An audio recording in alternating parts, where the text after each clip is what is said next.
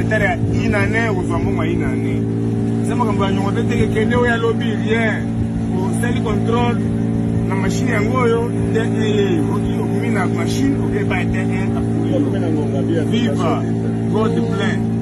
Ni tarehe 6 Januari mwaka wa 2026. Mpendwa msikilizaji na mtazamaji wetu, tunakuja mara tena tupate kukujuza kile kinachoendelea maeneo mbalimbali mashariki mwa nchi ya Jamhuri ya Demokrasia ya Kongo.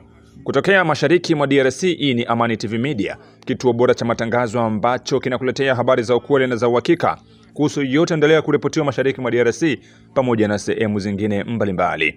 Hivyo na kualika mara tena katika habari zetu za muda huu ili upate kufahamu yote endelea kuripotiwa uko na uko. Ili endelee kupata habari hizi, mpendwa msikilizaji, na kusubscribe channel hii, kucomment, lakini pia kusambaza habari zetu kwa walio wengi zaidi, inaendelea kuzipata kama utakavyokuwa unazipata wewe, na kuomba kwamba tuna nami mwanzo mpaka tamati.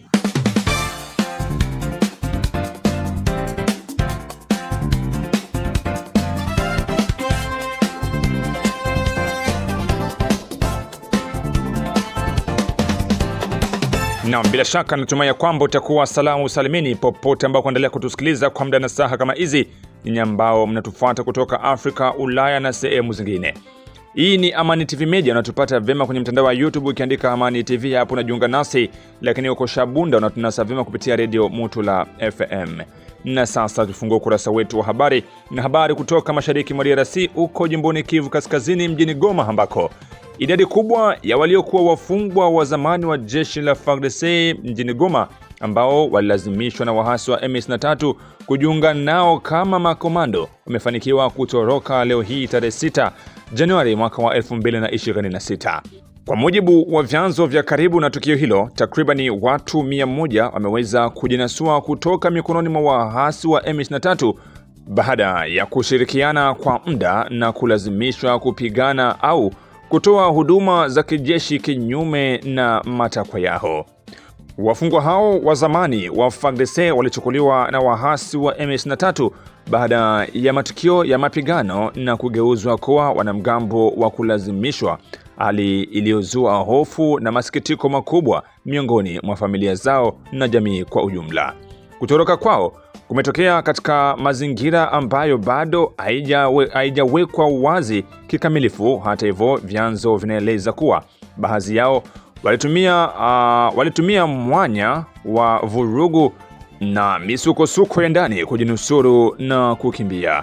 Taarifa zinaeleza kuwa wengi waliotoroka wako katika hali dhaifu kiafya na kisaikolojia kutokana na mateso, ukosefu wa chakula na shinikizo kubwa waliopata wakiwa chini ya udhibiti wa wahasi wa M23. Hatua hii imepokelewa na matumaini makubwa na wakahaji wa Goma na maeneo jirani, huku wito ukitolewa kwa mamlaka husika na mashirika ya kibinadamu kutoa ulinzi, huduma za dharura na msaada kwa kurejesha maisha ya waliotoroka hao kama hapo zamani.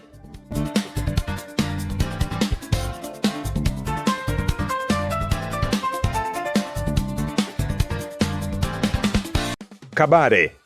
Raia wa eneo la Kabare jimboni Kivu Kusini mashariki mwa nchi ya Jamhuri ya Demokrasia ya Kongo wamepewa onyo kali na wazalendo kufuatia vitendo vinavyodaiwa kufanywa na baadhi ya raia vya kuelekeza wahasi wa M23 mahali walipo wazalendo. Kwa mujibu wa vyanzo vya wazalendo, baadhi ya raia wanadaiwa kushirikiana na wahasi kwa kuwaonesha maeneo ambako wazalendo wanapatikana katika sehemu kadhaa za Kabare, sehemu ambazo zipo chini ya wahasi wa M23. Kitendo hicho kimepokelewa kwa uchungu na hasira kubwa miongoni mwa wazalendo wa eneo hilo. Hata hivyo, wazalendo wamesisitiza kuwa mtu awaye yeyote atakayebainika kushirikiana na wahasi kwa vitendo hivyo atachukuliwa hatua kali na hawatataka lawama iwapo hatua hizo zinachukuliwa. Hivyo wazalendo wanawaonya raia wote wa Kabare kujiepusha na ushirikiano wowote na wahasi, wakisisitiza kuwa usalama wa jamii unategemea mshikamano wa uzalendo wa kila mmoja. Kutoka Kabare, Abubakari Zindula Shombo ni msemaji wa wazalendo uko Kabare. Huyu hapa, msikilize. Nataka kutoa tangazo na kutoa tahadhari kwa raia wetu wa Sud Kivu. Vilevile ni kuwashota sana kidole raia wa teritwari ya Kabare, grupema ya Mudaka, kulingana tabia mbovu ambayo wamekuwa nayo ya kuanza washota baada ya wazalendo mkono, wakiwaonyesha kunako wakaidi wa M23. Kwa sababu ikiwa wazalendo walijitolea kusema wafanye defense ya patrie, wafanye protection ya patrie, walifanya ni sacrifice supreme kwa kutokubali bendera ya nchi kuangushwa. Sikitiko kubwa ni kusema leo raia wa Mudaka, raia wa Miti, raia wa Muresa, raia wa Kavumu, Mululu, Birava, Luhihi, Katana, Kabamba, Kalehe, Kabare, Kalonge, Biranga, Bitare, Bugobe, tunaingia wapi, Walungu, tunaingia Ikoma, Izege, Ikala, Ibinza, Lubona, Burhale, Butuza, Mukungwe, tunakuya Kamisimbi, tunakuya Mumosho, Nyangezi. Leo raia wamesha kuwa na tabia mbaya ya kuanza kuwashota viongozi wa wazalendo mkono, kuanza kuwashota wazalendo mkono wakiwa katika kazi ya kufanya renseignement, kujifunza namna gani adui anaendelea. Raia wamesha kuwa na tabia ya kuanza kuwaonyesha wakaidi wa M23, ule ni fulani, ule ni fulani, ule ni fulani. Mimi natoa tahadhari na onyo kali, kwa sababu nani mwezeshaji wa nchi? Sio yule peke yake ambaye amepewa pesa. Na wewe mtu ambaye utamwona mzalendo anapita akawa amevaa katika sare za kiraia, akawa ametembea kiraia kwa kufanya usalama wa nchi yake, kwa kufanya renseignement nchi yake, ukaenda kuwashota M23 ya kwamba ule mwenye anapita ni mzalendo, ule mwenye anapita ni soda wa FARDC, ule ni fulani. Ole wako, ole wako, kwa sababu hakuna kasho ya msaliti.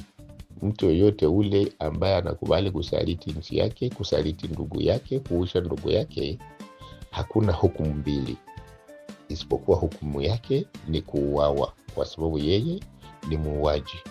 Hii tangazo naitoa leo tarehe 6 Januari mwaka wa 2026, ama le 6 janvier 2026. Natoa tahadhari sana, kwa sababu hii ni tabia inachukiza na inaumiza sana kuona mzalendo anajua ya kwamba anawatetea raia, mzalendo anajua ya kwamba lengo lake ni moja, ni kupigana na adui. Leo raia mnaanza fikia hatua ya kuwashota wazalendo mikono, kuwaonyesha M23. Hii ni tabia ambayo inauzi sana na inaonyesha uchungu sana. Tena na wahusia sana Mudaka, Miti, Muresa, Kavumu. Jihadharini sana, kwa sababu sio ya mara kwanza, sio ya mara pili. Hizi ni tabia ambazo mmesha kuwa nazo zaidi. Kamanda, awisi kwamba raia wanaonesha wahasi sehemu ambako nyinyi wazalendo mnapatikana, labda ni kwa sababu ya jinsi ambavyo mnavyowalea? Kwa sababu inasemekana kwamba maeneo ambako wazalendo wanapatikana wanakuwa wanawatesa raia. Je, hiyo haiwezi kuwa moja kati ya sababu ambayo inapelekea raia wa Kabare kuanza kuonesha wahasi sehemu ambako wazalendo wanapatikana, kiongozi? Na mtangazaji, ikiwa raia wanaweza wakasema ya kwamba raia wanaanza kuwashota vidole wazalendo kwa sababu ya vitendo vibaya ambavyo wazalendo wanawafanyizia, na kwa sababu ya wazalendo kutosonga mbele, hapa itakuwa ni kudanganyika. Kwa sababu gani, bwana mtangazaji? Tukiangalia katika kitabu chetu cha sheria au katika constitution yetu, inatuonyesha kwamba kosa iko individual. Hakuna mtu ambaye anaweza kuhukumiwa kukosa ya mwingine. Ikiwa kuna yule mzalendo asiyefunzwa aidha yule aliyeingia katika uzalendo bila kujua anaenda kutetea nini, yule ndiye mzalendo, anaweza akamsumbua raia. Lakini mtu kama mimi ambaye niliingia katika uzalendo, najua ya kwamba jukumu langu ni mbili. Jukumu langu la kwanza ni kuprotege patrie. Jukumu langu la pili ni kuprotege na kusauvegarde raia. Mimi sina wakati yenye ndeza nikamnyanyasa raia aidha kumfanyizia kitendo kibaya. Isipokuwa sasa inatakiwa kuelewa ya kwamba kuna wale wengine ambao vile vile wanavuta bangi, wanakunywa pombe, na wakishalewa wanaanza kufanya vitu bila kujua. Lakini ni vitendo ambavyo sisi wenyewe tunahamakia, ni vitendo ambavyo vinasababisha sisi kama vile viongozi tunakuwa tunawahukumu wazalendo, kwa sababu hatuwezi tukakubali wao kumnyanyasa raia, kumuonea raia, na ili hali wameingia kwa kuchunga nchi yao na kuchunga raia wao. Na swala lingine la pili, kusema ya kwamba raia wamechoka kwa kuona wazalendo hawasongi mbele. Kwanza inatakiwa kujua ya kwamba kuwa mzalendo ni kukuwa na moyo wa ushujaa, kwa sababu si kila mtu ambaye anakubali kwenda kufa, hapewe mshahara, hapewe chakula, hapewe sijue mavazi, lakini anakubali kufanya sacrifice supreme. Hili ni swala la nguvu. Swala la pili, kwa kutosonga kwa mzalendo, nafikiri leo mambo yote iko wazi. Tukiangalia kuanzia Nord Kivu ilikuwa sakrifie na Generale Peter Chirimwami, ndo alisakrifie, ikompris na Generale Yave, bote walianza kuanzia Bukavu mpaka Kavumu. Tunafika kunivo ya Uvira inakuwa sakrifie na Generale Chivi na wengine. Sasa kutosonga kwa mzalendo si kutaka kwa mzalendo, bali ni hii komandema ambayo inaongoza mzalendo, kwa sababu kwa leo mzalendo iko komande na FARDC. Kwa sababu tukiangalia komanda secteur wa Sokola de njo mwenye ko charge na operation, ndo observance numero 1 charge de operation et renseignement, na kiambia wazalendo rekile mwana rekile, akiwaambia avance mwana avance. Sasa ukiangalia arme nationale yetu FARDC yote en general ilishaonekana ingali su commandement ya Joseph Kabila Kabange, kwa sababu bote biko banatumika kukonte ya enemy. Juu ya nini? Tukiangalia tokea mwezi wa pili vile ya Bukavu ikamatike, rais iko nafanya nguvu zake zote, anabadilisha huyu jemedari, kesho analeta huyu, lakini bote biko banakuya na meme system. Na system yapo ni nini?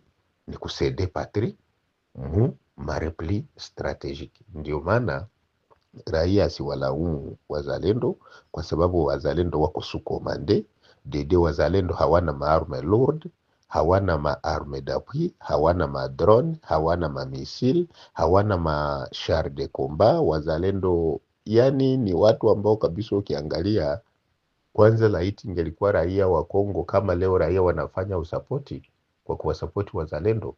Ndugu yangu mtangazaji, unajua raia wakishaanza kulaumu kusema kama wazalendo wanashinda kufanya offensive, sisi ni kusikitika. Kwa sababu nikiendelea kujireferewa na mtangazaji kunako hii katiba ya Kongo mu article 63 et aussi vis-à-vis na code militaire, inatuonyesha qui est le premier réserviste de l'armée chez la police. Et aussi inaendelea kutuonyesha kama deuxième réserviste wa armée ni tous les hommes qui est matriculé ou bien kila citoyen mwenye kuna numero matricule, y compris des ministres, des députés nationaux, députés provinciaux, des bourgmestres, même des enseignants. Unaona vile wana mtangazaji, hawa watu wote katiba ya Kongo inatuonyesha kwamba ni ba reservist. Kwa sababu leo tukiangalia ba professeur, tukiangalia ba député, ba ministre, ba mwalimu, ba agent de l'etat, kila mtu mwenye kuna numero matricule, mwenye anakamata salaire ya leta, huyu iko troisième réserviste. Batu ya OCC, batu ya OFIDA, batu ya DGM, bale bote ni ba reserviste muka ya agression. si baraye ya kawaida, si tunenda ingia muwa 4e reserviste parce que l'État haitu reconnaître, tuko abandonné. Hatuna avantage ku gouvernement congolais, hatuna avantage ku sol congolais, parce que raia wa Congo kama haiko agent de l'État hajue kama Congo c'est un pays riche. Na ndio maana wakati watakuwa wanalaumu, kwanza wawalaumi wa wasomi, kwanza wawalaumu watumishi wa serikali, kwa sababu hawa ndio wanaopora mali ya serikali, hawa ndio wanaokula mali ya serikali, lakini hawatumiki kulingana jukumu zao. Tuangalie leo uko asikia Congo, un ministre $33,000, un député $21,000, $11,000, lakini mzalendo yuko nenda pigana hana lipapa. Mzalendo anaenda pigana hapewe hata 50,000 francs. Meko mambo tu kama na huyo atalaumu mzalendo. Tunaonyeshwa vile vile code militaire na tuonyesha kwamba hata bale ba ancien combattant balishapata retraite, bebiko retraité en cas d'agression, wanaruhusiwa tena kurejoindre armée.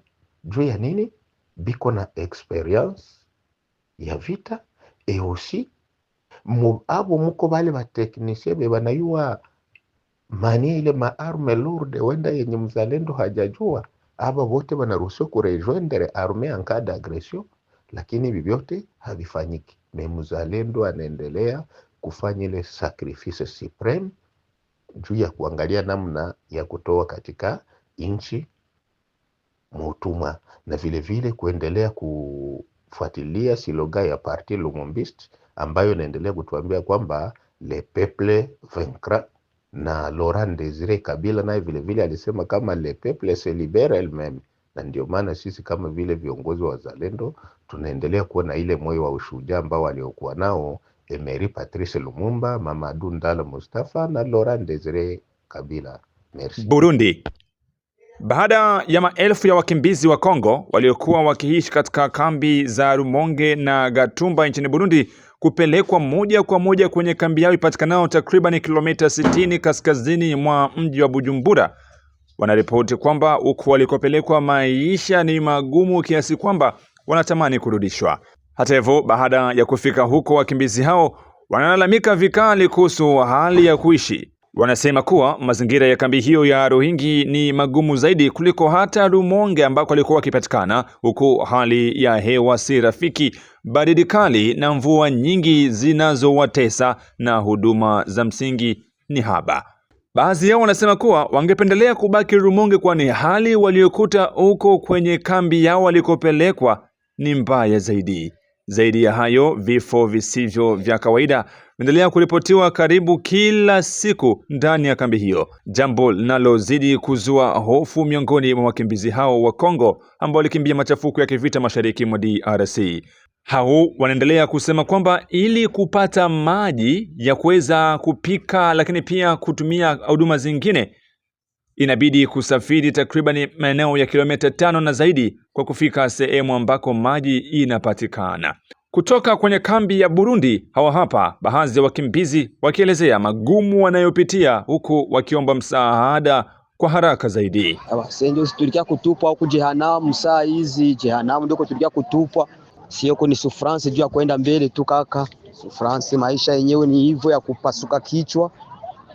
Watoto mimi bazala nigonjwa bawili humu, bote bawili humu mkambi. Mungu alisaidia kwa maombi kwa mingi sana, maombi ilipigwa ya kupigwa. Hewa mubaya yenye iko humu mkambi, balileta mkambi mwa yenye banaita province ya Ruyigi. Tuko katikati ya vilima. Hatuna hata karibu na semena mwingine ya watu, hapana, katikati ya vilima ndio kwenye tuko hemu. Na ndio hivyo hali yenyewe ya mwingine, mko mapepo mwa ya kufa mtu yenye iko humu hiyo kambi. Watu ambao wanakimbia na buruzi wanashindwa kuleta vitaleta watu wake wanaleta maburuzi. Uko nasikia kaka. Hivi saa hizi kusiku moja wako nazika watu 25. Kusiku moja watu 25. Kusiku moja bakishakuwa wadogo, Mungu alisaidia hapo. Watu 18, 19 ndio hapo unasema afadhali hapo. Muko hewa ya kufa mtu kaka, muko hewa ya kufa mtu ya buruzi humu. Chana mnala muko na shukuru Mungu. Njala hivi yenyewe yenye tuko nayo humu, si yule nataka kuambia hivi kisi niko kusukumia hii voice mimi naeleza sasa leo hivi mimi ndio naeleza 2 jours si yakula. Chakula yenye watoto walikula mimi ya kwangu, bakwangu watu wenye niko nao baine huko. Ni mamabo mdogo ule nani dati ya marehemu Kalimoya ndio mwenye aliwapatia maharagi jana bakapiga bakakula watoto.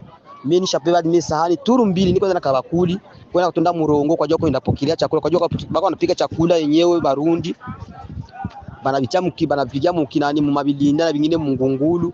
Kisha sasa mnajipanga kumustari. Chana chakula naisha kumustari yenyewe ulikuwa kwa haikufike kwa basi unarudia kunyumba. Juzi nilijipangaka sikupataka chakula ikufikaka kumustari yangu. Jana tena nilijipanga tena sikupata chakula na ndio hivyo tu. Tunakufa mvasi yote kwa magonjwa. Ukishaenda kumai kwenda kusema uende ukoge. Ifo ni mwenye mnajaranje kwenda hata watu 12 ama 15 ndio muende mkoge. Bumbote huko napiga watu mishali kule aseme sisi tunakia kubaribisha mai yao. Ukishataka ndio shote kurobine. Kama Murundi wao anakuya kushota yeye. Ufoke wewe uchunge malize kama leta kana ni vyombo kama ni 10 kani 12 malize ndio wewe mtakia kushota. Watu wanalemba kwenda kushota mai, porque upate mai ya kukunywa. Ifoke ulamuke inere, utakia kupata mai 7h. Tuko sio tena babireke humu. Gisi ndio kavimbia gisi yote limwangika sasa vile gisi uko nasikia habari. Ndio sufrance yenye tuko nayo kaka humu, ni sufrance ya kufa mtu. Kama unasikia watu wanakuambia ka jehanamu. Jehanamu. Na ndio hiyo yenye tukuemo. Shungata kia kumachaka nyumba kangu kenye mimi niko kwa hema kenye nilipataka. Tuliteseka kwanza wakatutisha kwanza Katumba pale ku brigade. Tukafanza hii semene tuko pale ku brigade ndio kia kutusomba sawa magari tuleta sawa ku muibi bilima vya Ruyigi huko mapori. Ndio si watu wako wanakufa kila siku. Sufrance ya njala tunasufiri.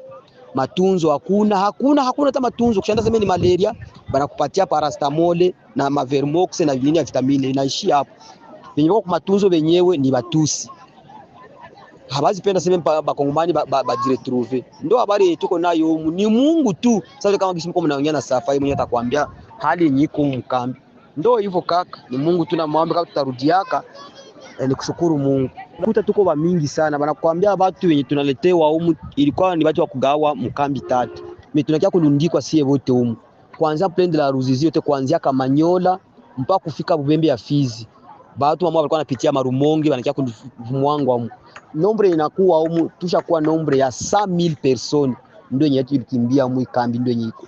Sasa kweli kusabiri sio naongea fasi habari hapa kwa magonjwa mingi saa vile gisiko.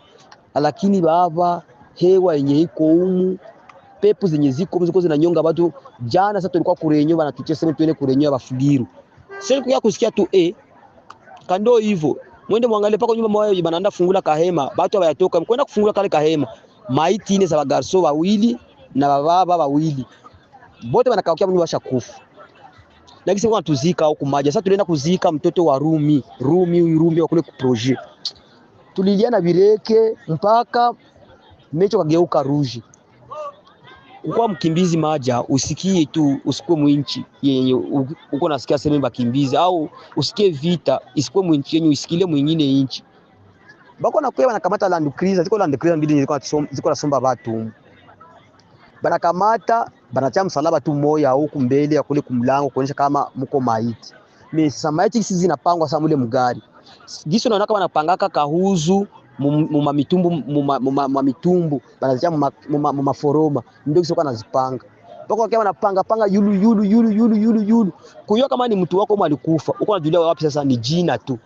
Mule ndani sasa msanduku kwa nafanza haoni vigisi pale mvunje kwa kana randa ile matofu wanarandaka ile yanangoka vile chini ile iko sele mashifu ndio yeko banakamata banamwanga sasa chini ya sanduku kisha banakamata mwili ya mtu ndio banatia yulu ndio banafunikia mfunikio ya sanduku. Hakuna kia kitambala, hakuna kia nini.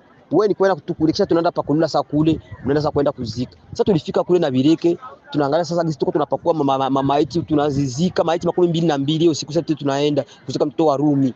Tunafungua banaandika pale Rumi. Tuangalie mtoto kufungua hivi mule ndani maja. Usione kwenye sie tuko.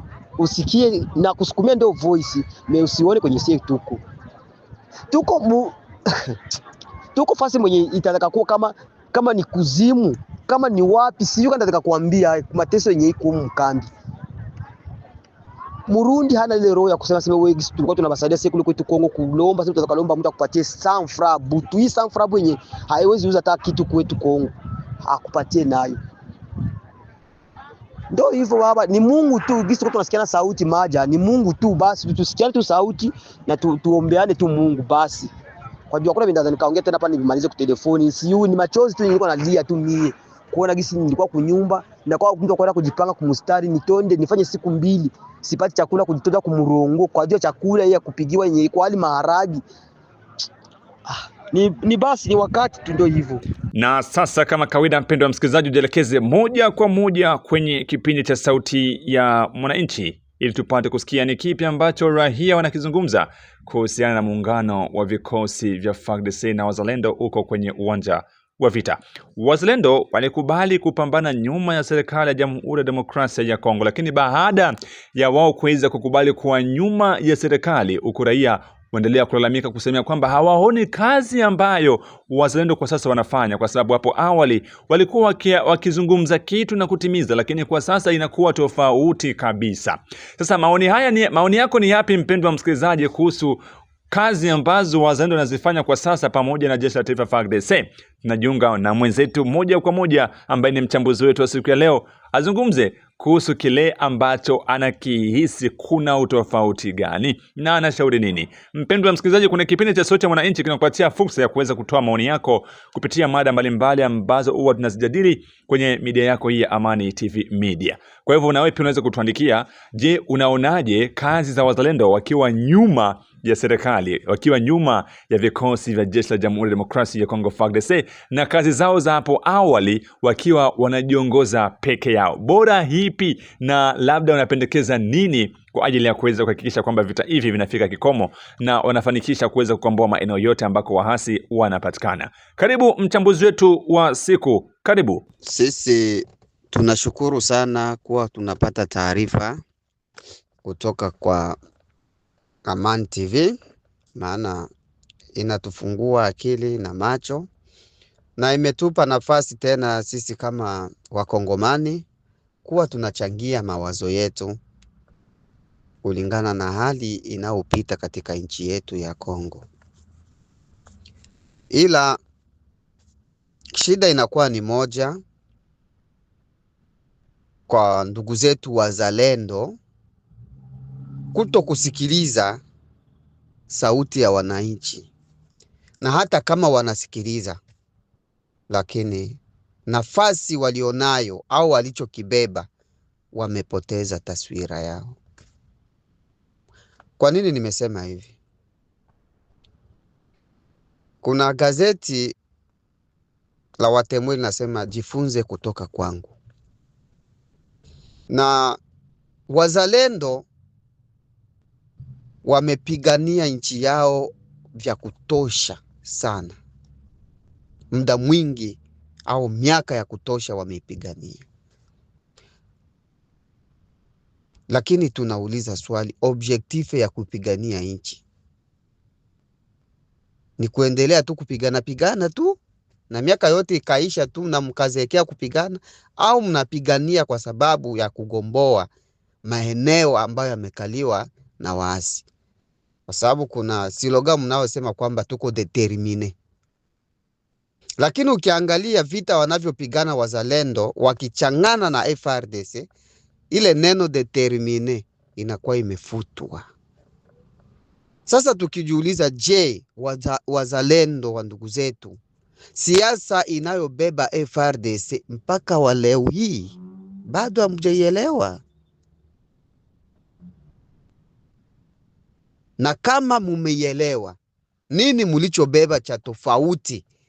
Kwa sababu pale tunapoona kwenye timu ya wazalendo kuna watu ambao wamesoma sana, kuna watu wanaongea vifaransa sana virefu, na kuna watu ambao wana ufahamu mkubwa, lakini wamebebwa zamu. Tukijiuliza shida ni nini? Ni uwezo wa kujibeba kwa upande wa vifaa na lishe, na ndio maana mmekubali kuendeshwa kila mara hivi. Misimamo yenu yote imetolewa, ilikuwa jeshi imesimama na dunia imewaelewa, lakini mliochangana tu na FARDC, sifa yenu mmekubali kuipoteza. Ndugu zangu, mmekubali kupoteza sifa ya kizalendo, na ile neno determine katika uso wa dunia inakwenda inafutika taratibu taratibu taratibu. Kulingana siasa mlioipewa na FARDC, mmekubali hata watoto wenu pia wameanza kuvunjika mioyo kwa sababu ya yale matokeo tunayoyaona yanayotokea pale mnaposimama kupigania nchi. Maneno mlioyasema pa Luvungi na nguvu mlizokuwa nazo na matokeo yalipotokea, ndio leo tena tumeyaona hayo ambayo yamesimamia hapo Makobola. Hakuna tofauti. Adui hana nguvu, mnapiga vya kutosha, lakini sura ya ukombozi imefifia tena. Mmekubali kutoa ile sura ya ukombozi tena, kwa sababu tunajua kwamba watu wakisimama kutetea nchi, na pale unapokuwa umemwelemea mtu, ndo nafasi ya kuchukua nafasi yake. Lakini imeshapita wiki kadhaa, mesimama tu Makobola, tutafika Uvira, tutafika Uvira. Leo hii uvumi umeanza kupenya juu ya rushwa na hela ambazo tayari zinatoka kama zilizotoka tena kipindi cha Luvungi. Tena hiyo FARDC hiyo tu. Tumeanza kuona vitendo vile vya FARDC vya kukatisha watu tamaa. Wanawake wapo Makobola wameanza kudai kwamba wameanza kubakwa. Kwa hiyo nafasi kila mahala popote mnapochangana na FARDC lazima hiyo hali inajitokeza. Je, mnajifunza nini ndugu zangu kutokana na hiyo hali? Shida tu ni moja ambayo mimi naiona kutoka kwenu. Mmeacha kuchangamana na wandugu zenu na mkapanga mikakati mbadala. Baada ya hawa akifanya hivi, sisi uwezo wetu tutajibeba, tutafanya 1 2 3. Hiyo tu. Kwa sababu mmekubaliana na hali yoyote ambayo FARDC itafanya, kwa sababu wao ndo wanawachangia kuhusu minisio na chakula. Na hiyo ndiyo mtego ambao wamewashika nao, ambao watawatumia na watakuja kuwaumiza. Hao ni wapita njia, kesho watarudia, wataingia kwenye chama vyao ambao tayari wameshajiunga, ni M23 ambao mnatembea nao. Baadaye watafika hapo, wataenda huko, watarudia, wanachangana. Sasa nyinyi mtaenda wapi? Na hata kama mkichangana nao, mnakubali mtaishi? Hilo tu muangalie mapema. Kwamba sawa, tumekubali kuacha mwingine tuwape M23, au hata na sisi tutajiunga nao. Kwa hasira walizonazo, miaka yote mmewachelewesha. Nyinyi tu ndio mnawacheleweshaga, hakuna wengine. Maana tukiangalia vifaa vilivyomo Baraka, askari walioko hapo sio wakukata hata siku 3 hawajachukua Uvira. Lakini siasa, mmemezwa na siasa ndugu zangu. Wakongomani tuna hasira za haraka, lakini hatuna hasira za kufikiria. Hii ndio shida ambayo inatuua sana. Unaweza kupandwa na hasira hapa, mimi nitafanya hiki, mimi nitafanya kile, lakini baadaye ukija kudanganywa na mwenye kuwa na hasira za kufikiria, anakumeza hasira zako za kutenda. Kwa hiyo ndugu zangu, wa ndugu zetu ambao mlikubali kushika silaha, ukombozi ni kujitoa, na mlishajitoa miaka ya kutosha. Lakini matokeo yanayoonekana kwenye uwanja wa vita ni Mungu tu, tunamwachia Mungu. Hakuna ukombozi wowote ambao wanajitokea ambao hautopita na damu ya watu. Huo ukombozi haupo. Lazima damu za watu zipite, zimwagike, watu watoweke, alafu ukombozi unaonekana. Angalieni hiki kitu bado mapema. Muangalie hiki kitu mapema. Vijana Uvira wanachinjwa usiku na mchana. Je, huku Bubembe wakifika itakuwaje? Hilo kwanza mlivae.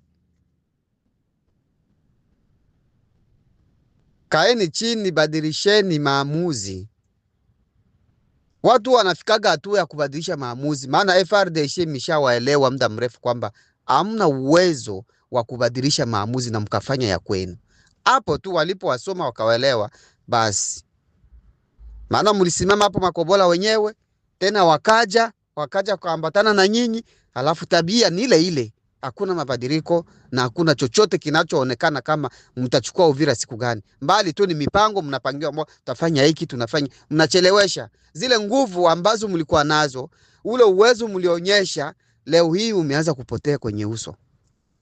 Tunajua kwamba vita ni mipango ndio, lakini mipango ukichelewesha, hata kama mnapigana ngumi na mtu, ukimpa nafasi ya kupumzika sana, unampa nafasi ya kujiongezea maarifa, na anaanza kukusoma na nguvu zinaanza kurudia, na atapambana na wewe, labda anaanza kukushinda.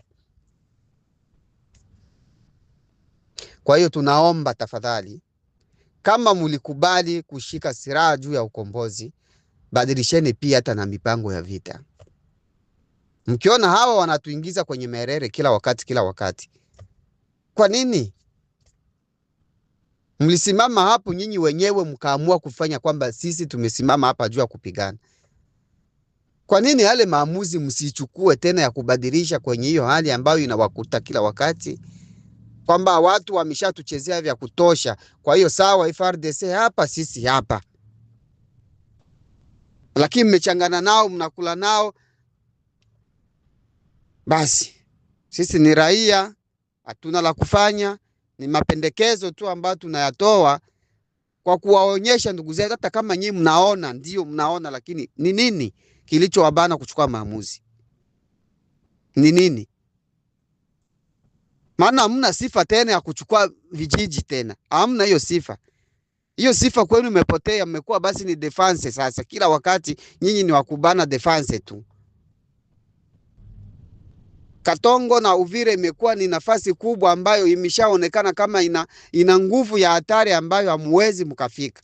Lakini kwa uwezo na mamlaka mlionayo, Uvira ni siku 2 siku 3 mkiamua kufanya jambo na linafanyika. Mungu amewapa nguvu na uwezo wa kufanya hivyo, lakini mmeanza kumezwa. Nguvu zenu zinamezwa. Na hiyo siasa mlioipokea FARDC, ndugu zangu, ni Mungu tu. Na mpaka hapo tunaweka nukta, na tutegemea kwamba umeweza kusikia uchambuzi ambao mchambuzi wetu anaweza kutoa siku ya leo kuhusiana na wazalendo kuwa nyuma ya serikali. Mpendwa msikilizaji na mtazamaji wetu, hapo ndipo tunaweka nukta katika habari zetu za siku ya leo, ikiwa ni tarehe 6 mwezi ni Januari mwaka wa 2026, ambako tunakutangazia moja kwa moja kutokea mashariki mwa nchi ya Jamhuri ya Demokrasia ya Kongo. Na kusihi kusubscribe channel hii, kucomment, lakini pia kusambaza habari zetu kwa walio wengi, inaendelea kuzipata kama utakavyokuwa unazipata wewe, na kuaga kusema bye bye. Lakini tukutane tena katika taarifa zetu za hapo baadaye, ambako nakuletea mengi ambayo yanaendelea kujiri huko kwenye uwanja wa vita mashariki mwa nchi ya Jamhuri ya Demokrasia ya Kongo. Jina langu ni Ramsey Ramadhani na hii ni Amani TV Media. Kwaheri.